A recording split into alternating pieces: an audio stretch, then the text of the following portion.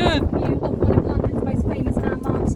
I present to you the centre of UK government, the Houses of Parliament, or to give the building its proper title, we have the new Palace of Westminster. And that is the new palace, by the way, because the old one burned down in 1834. We've only had this one here since 1860. It is not as old as it looks, not by a long shot. We have the House of Commons with the green seats for our voted-in politicians, and the House of Lords with the red seats for our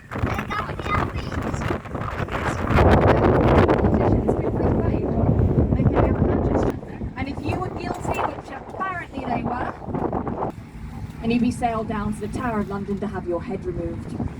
Same journey. So that's the little hoping that the one positive outcome. I might drop a few of you off. that used to be. It's been a bit of a day. Now, while we've still got some wonderful views of the palace on our left here, there are 3 towers on it. The tallest one at the back there, the one with the Union flag flying, and that is a Union flag, by the way. It is not the Union Jack. It is only ever in our ballot papers after our general elections for exactly 1 year. Tower in the centre, that has the incredibly creative name, the Central Tower. That's a sort of like a chimney for the building. And as I said before, we do not have Big Ben, we have the Elizabeth Tower, renamed in 2012. It was just the clock tower before that. You've probably heard, or rather you have not heard, Big Ben the bell is not ringing right now.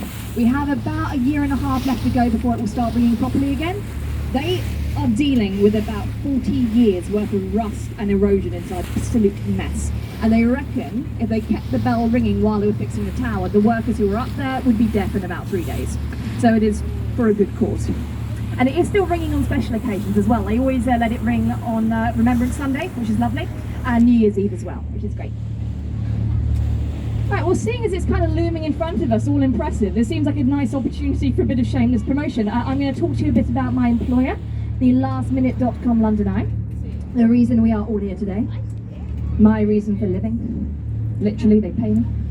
The London Eye is standing at 135 metres, which, by the way, makes it the world's largest cantilevered observation wheel.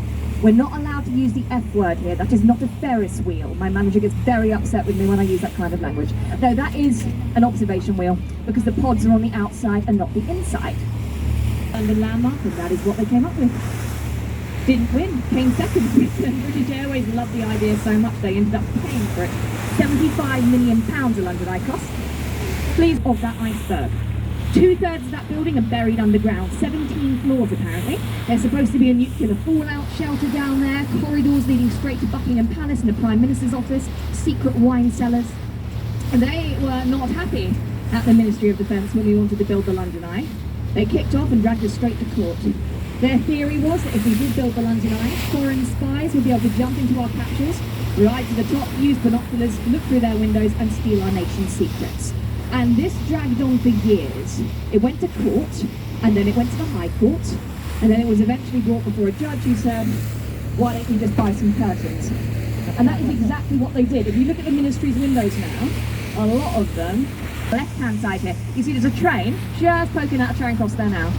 A lot of people think that building is MI5. Nope, back end of a train station. Sorry to disappoint you. That building was actually designed to look like a massive train coming out of a dark tunnel with smoke all around it. If you can see that, well done. I think it looks like a toaster.